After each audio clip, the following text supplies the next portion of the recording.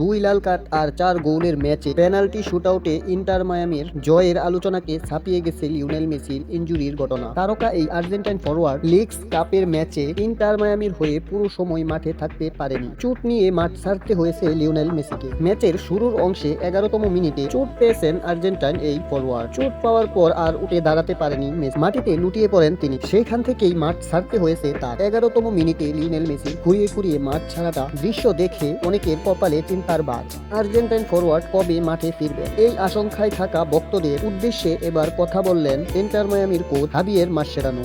এক সময়কার লিওনেল মেসির জাতীয় দলের সতীর্থ বর্তমানে কোচিং এর দায়িত্বে আছেন ইন্টার মায়ামির। হাবিয়ের মাসচেরানো জানিয়েছেন, লিওনেল মেসির চোটের অবস্থা কিংবা সেরে উঠতে কতদিন সময় লাগতে পারে তা। মেসির চোট নিয়ে হাবিয়ের মাসচেরানো বলেন, মেসি হ্যামস্ট্রিংয়ে অসুস্থ অনুভব করছিলেন। সৌভাগ্যক্রমে তাকে আমরা মাঠ থেকে তুলে নিই। তীব্র ব্যথা ছিল না, যার অর্থ কেবলমাত্র একটা ছোটখাটো চোট। হাবিয়ের মাসচেরানোর কথায় মেসিকে নিয়ে এলো স্বস্তির বার্তা। দর্শকদেরও কিছুটা টেনশন কমে এসেছে।